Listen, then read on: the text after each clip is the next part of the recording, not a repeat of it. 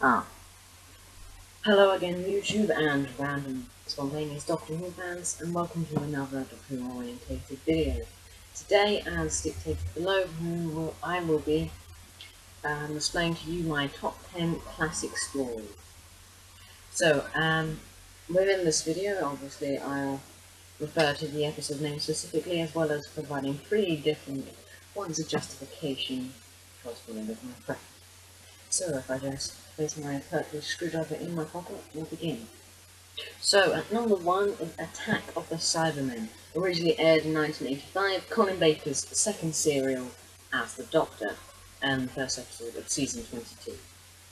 So, reasons and justification for my fondness for the story. Well, to begin, as per usual, although particularly in this serial, Colin Baker's performance is quite resplendent. It's been marvellous, in fact, particularly in part 1, where he and Perry are conversing within the TARDIS before encountering Halley's comment. Unstable, that line, for me is quite brilliant. I mean, he handles it, executes his performance brilliantly well. And secondly, as I have mentioned numerous times across the channel, that my favourite villain are the Cybermen, and correspondingly, the Cybermen featured in the story does enhance my opinion a little. But, as per usual, they're brilliant, they're incredibly ominous, and as per usual, exceedingly horrifying at times.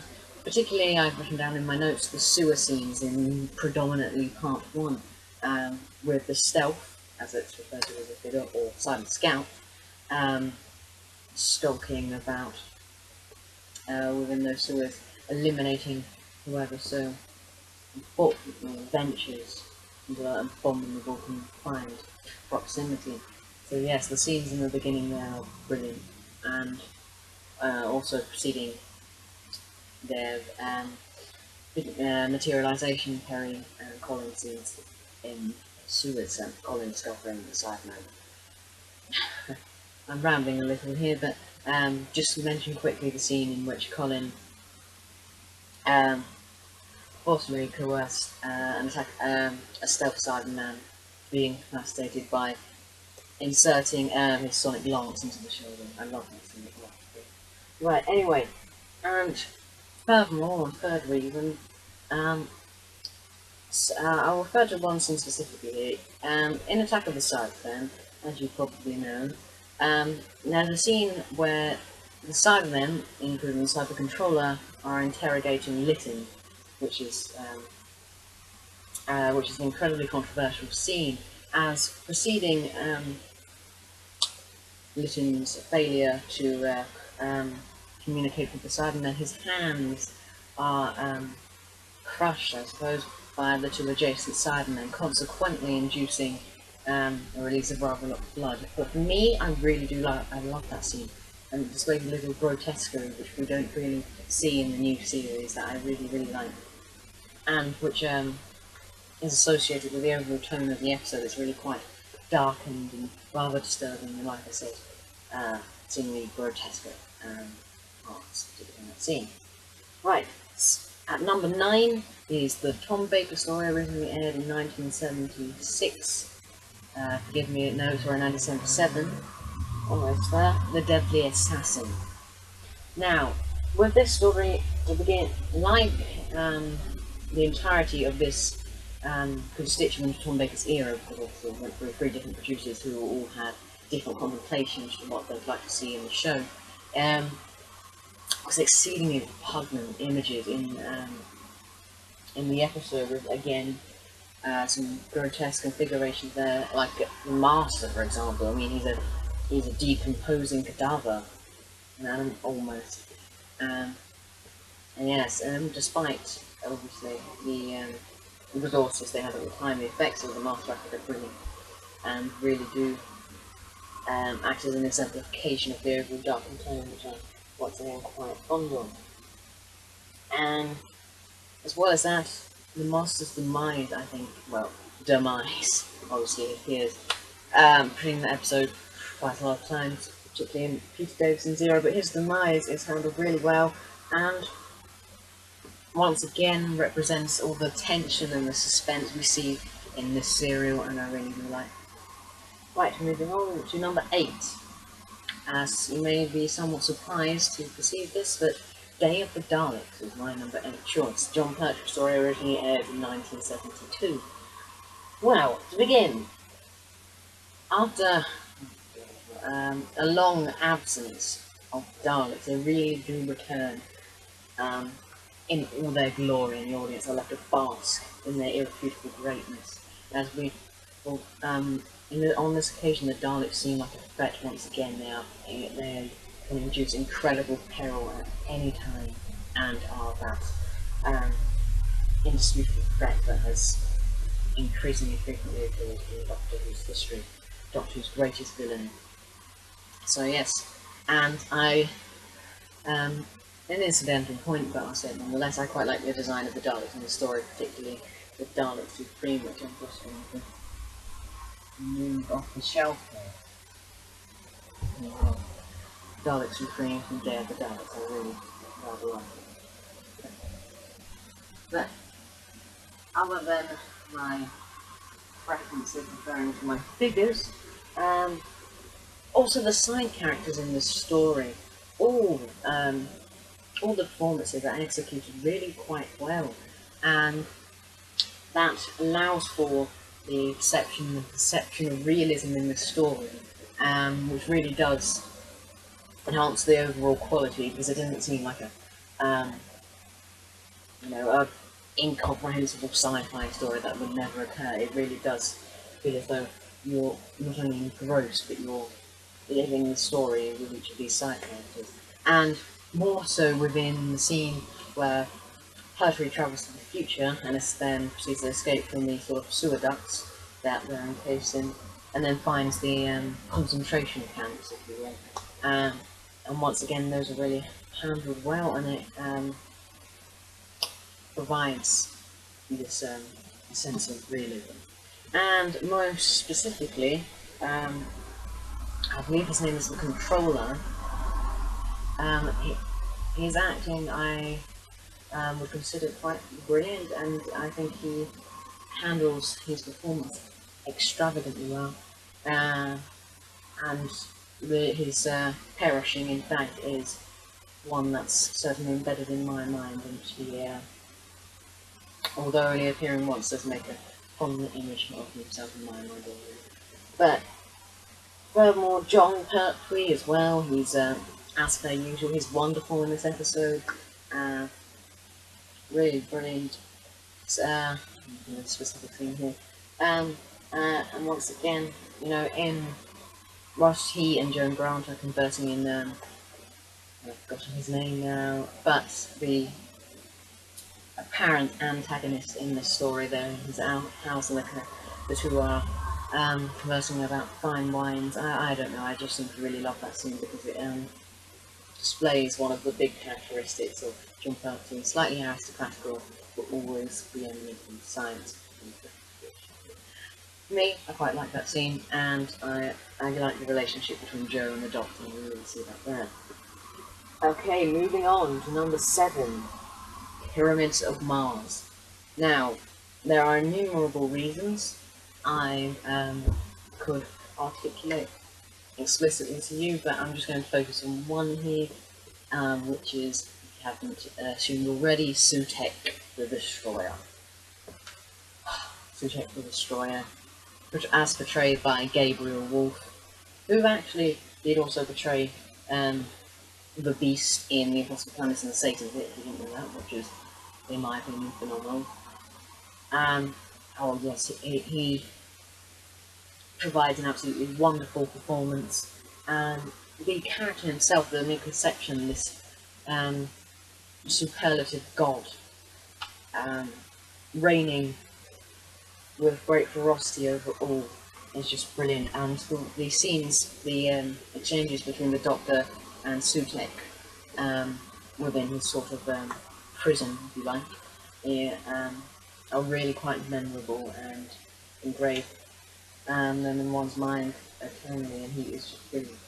But Other than that, the story itself is incredibly intriguing. It leaves you continuously pondering upon what's going to occur next. And Sarah Jane, Elizabeth Sladen, is, I keep using this phrase, but as per usual, quite wonderful, marvellous in fact.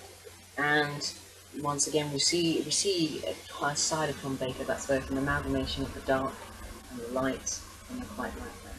We're moving swiftly on. At number 6, we have Revenge of the Cybermen. Once again, possibly an episode that you wouldn't expect to appear, probably expecting the likes of Genesis of the Daleks, but no, here we have Revenge of the Cybermen.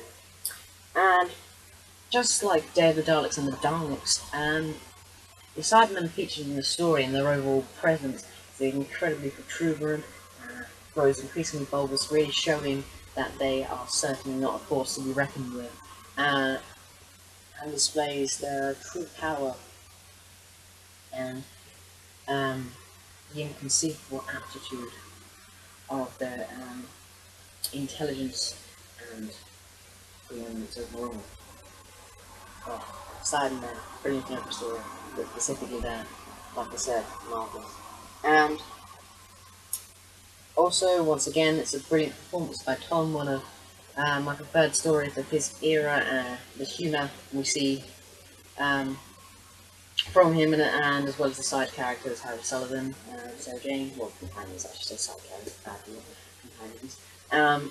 Yes, they're all performed well, and the humour it doesn't seem unnecessary. It does seem like it does seem to be incredibly humorous and really does work well within the story, I believe. But this humour is not just imbecilic humour. It is displaying the Doctor's witticism as he defeats the Cybermen in great style, I would say.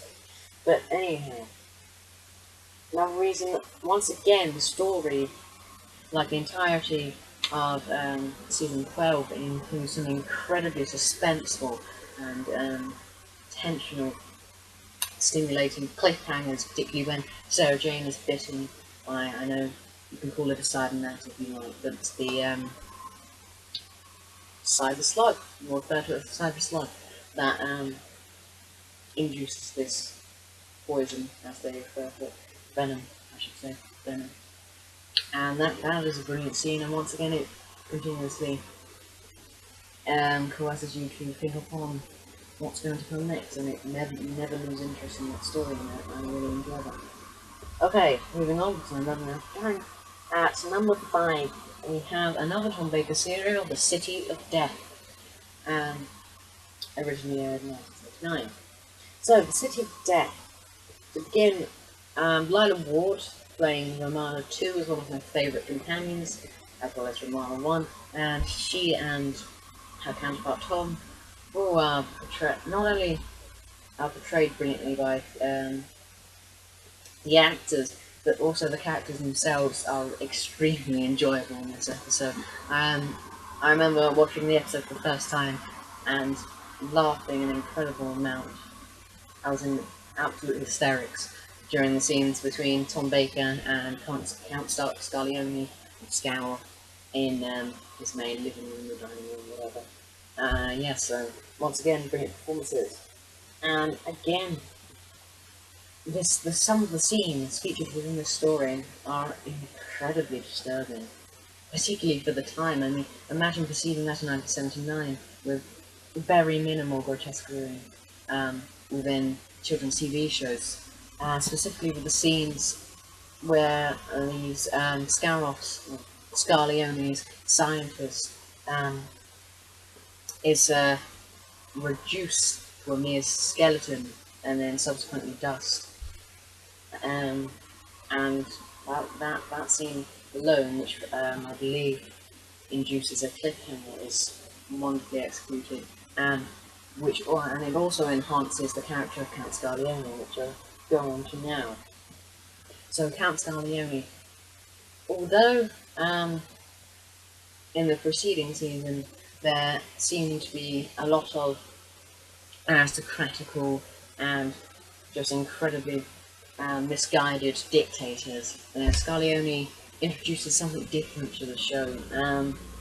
Scout, however you refer to him, displaying this absolute desire, much like the Daleks, to survive, but executing his maniacal plans in such a intelligent and almost sardonic manner, which I really enjoy. And Julian Glover is phenomenal in that role. I can't think of anyone who could have handled or executed the role better. Absolutely pristine, wonderful. That Guardian. So number 4. At number 4, we have our first Sylvester story of the list, Remembrance of the Daleks. Now, many know this story as one of the greatest in Doctor Who's history, but in my opinion, it's not the best. But with number 4, to begin, we have the some incredibly memorable scenes within this story, that once again are continuously, eternally embedded within the minds, particularly where Ace, again, Ace, one of my favourite companions, which enhances my fun for the story, actually smashes the Imperial Dalek on the stairs, saying, "Who are you calling small?" Yes, brilliant scene. And once again, not a lot of stories feature similar scenes, and that's what integrates this unique these unique attributes of the story that really do penetrate the top tens of many Whovians. So, and also the cliffhangers in the story wonderfully executed again, never inducing a state of boredom or jaded contemplation, and always keep you intrigued, just like in the first cliffhanger where the Dalek is levitating, or I should say elevating up the stairs towards Professor McCoy. That is phenomenal. You actually do feel slightly horrified with this. I mean, obviously you know Sylvester's not going to be exterminated, but imagine this at the time, it would have been brilliant, absolutely phenomenal, and it still is today. And also, the Imperial Daleks themselves, I love the design of these Daleks, and once again pose worthy opposition to the Doctor. And speaking of worthy opposition, Terry Malloy. Referring to this intrigue, Terry Malloy isn't seen until the final part of Remembrance. He previously been encased in his Dalek Emperor configuration, which once again intrigues the viewer, because you've never seen something of this manner before, and the reveal in the final part once again is just brilliantly elating. You think, oh my god, it's Davros. Originally, that was my reaction originally when I originally saw that, and it was actually one of the first classic episodes I saw, and so it really was incredibly surprising. And Terry Malloy, being my preferred portrayer of Davros, gives a brilliant performance. And once again, talking about the memorable scenes, the exchange between Davros and Sylvester is once again gloriously instigated, and it's really quite wonderful. Yes, and finally I'll mention quickly the setting, particularly for the Dalek mothership, is brilliant, and so too everything else. So, moving on, because I'm running out of time. At number 3, we have The Robots of Death, yet another Tom Baker series. So, The Robots of Death. Once more, there's a lot of quite disturbing and scenes in which grotesquerie is featured incredibly prominently, with scenes, for example, where Paul discovers the Bok robot with blood and sort of gluten incarcerating his hand, in this sort of insane robophobic, it's hard to articulate, state that's induced. Yes, so that sort of scenes, and obviously there's a lot of strangulation going on with the Bok robots, Yes, and once again, these scenes are pleasing to see in Doctor Who and really add to the overall quality of the episode. Really wonderful, in fact.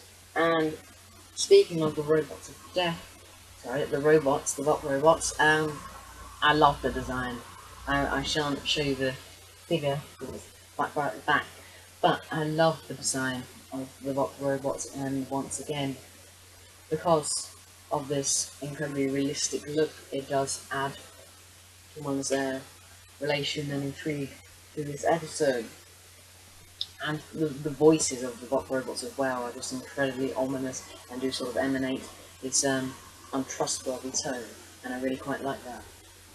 And furthermore, it seems much like all the episodes featuring that season, more of a mystery tale opposed to a sci-fi adventure. But in this episode, they do really amalgamize the two really, really well, because you're left guessing to whom the responsibility the murders are of. But obviously, we find out as Rogue's death if the name wasn't clear enough. But even so, it does pose this question of who's responsible, and well, as we find out later in the story, it is Taryn Hell, whose performance is also really, really great. So, and finally, Leela. Now, Leela is most probably my second preferred companion, and in the story, she is brilliant and provides a great performance, particularly when she's attempting to fight off a bot robot that enters the room, throws the knife directly in the chest, and then quotes a brilliant line that I love and love to impersonate. Now we're just showing off. And once again, it's that her entire performance throughout the story is brilliant, and her relationship between herself and Tom is glorious throughout, and once more enhances the quality. So, at number 2, once again another story that has been referred to as the greatest in Doctor Who's history, that is The Caves of Androzani. So, where can I begin with The Caves of Androzani? I'll start off by saying, what a villain, well, what villains I should say actually rather. Shara's Jack, who was the main antagonist within the story, is portrayed wonderfully, and I believe it's a really brilliant idea, this conception between Shara's Jack and Morgus, I believe his name is, form a feud that has induced this sort of maniacal villain, but all the same has this sort of intelligence, which again relates to the Doctor, and you sort of see them as equals, but obviously a villain, an antagonist and a protagonist. And it's this fear of having an equal to the Doctor that I really quite like. Okay, and yes, and his, once again, his performance and his influence in the story is one of the best attributes, and he will probably be one of the best Doctor Who villains for all time, however long the show progresses, hopefully forever, fingers crossed. But next, Peter Davison.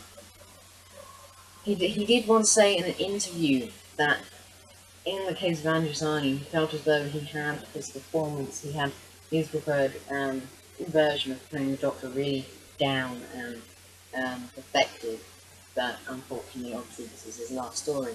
But that really does run true with the story. I wouldn't say arguably, no, he gives the performance of his career as his incarnation of the Doctor. He is absolutely phenomenal, which in turn enthralls you and keeps you engrossed within the story, and it is just absolutely brilliant. I cannot believe right in the story. And also depicts this story, I feel, really does depict a perfect personification of Doctor Who. as I dictated previously in my preceding video I uploaded this week, we see numerous scenes within the story that display the Doctor's true resilience to defeat the villainy featured within the universe and absolutely eradicate them from existence, simultaneously saving anyone who can. Specifically, as we all know, Herb Brown in the story. And as I said once more in the previous video, there's a scene in which, it's at the end of part 3 actually, where, where he basically shrugs off this inducement of regeneration, because as the ship is about to crash into Androzani Minor, the lines in front of him suddenly fluctuate to become squiggly, if you like. But after perceiving this, he has this slight convulsion, which returns to life straight. So, although it's debated, it provides this idea of shrugging off regeneration. And the only reason he's doing this to prevent his end of the incarnation is to save a companion that he's only known for one previous story of Planet Fire. And it's this that I really rather admire, because, like I said, it picks up everything that Doctor Who is. Defeating villainy and representing the saviour of all those that deserve help. And once again, this leads me to my preference for Peter Davison. So, and finally, the final scene, the regeneration scene, is there's probably my favourite regeneration scene of all time, despite the exceedingly emotional configuration in End of Time Part 2. Simply because of the first introduction of Colin and Peter Davison's wonderful acting, as previously mentioned. And this first scene of Colin Baker still remains most probably one of the best, although he's simply on screen for about 30 seconds. His performance is brilliant and really does create the question to what this new Doctor is going to entail, which is the more I contemplate it, the more it seems brilliant. So, what you've all been waiting for, number 1, 1982 story, Earthshock. So, number 1, Earthshock. To begin, once again, obviously the story features the Cybermen, but in the story, having had a long 7-year rest, they return in substantial style. Once again, representing this incredibly perilous force that will positively eradicate you with any disobedience or insolence, as obviously they have zero tolerance of humans and wish to convert them. And the design of the Cybermen in the story are probably my preferred, and incidentally induce my preference with the figure.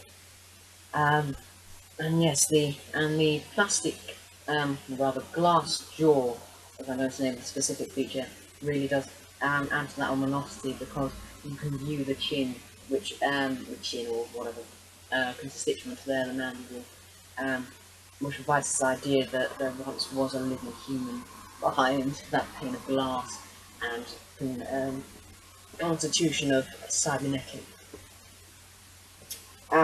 And also, the story itself is fabulous, and really does, in my opinion, reside as one of the best of Doctor Who's history. And it really does provide once more this idea, however much it's referenced in Doctor Who's history, it makes an explicit point about by travelling in time you run the risk of creating history yourself. Hence, the Beethoven theory, as was sort of displayed in Before the Flood, at the beginning there, and also by manipulating time or creating time yourself, you create the possibility of peril and danger. And obviously, as we see here, we have Adric perishing, one of the very few companions there,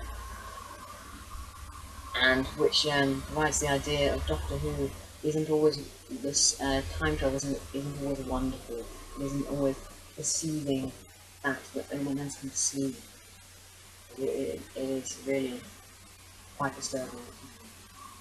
But anyhow, away from that, Adric's demise.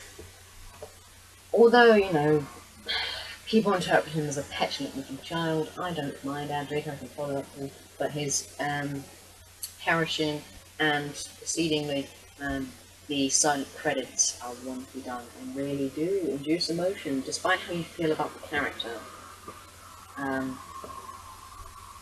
It's just marvellous, wonderfully done, and with Peter Davison sort of staring at the crushed star he utilises to destroy the Cyber Leader at the end there is what's more irrefutably extraordinary. And again shows the overall tone of the episode. And finally, what was I going to say? Peter Davison again is wonderful in the story, but particularly when he's conversing with the Cyber Leader, those scenes are wonderful. So it seems though I have a chore to attend to. I hope you have enjoyed this video. Acknowledge me if your top 10 Doctor Who classic stories and unusual stories in the comments section below. And until the next time, goodbye.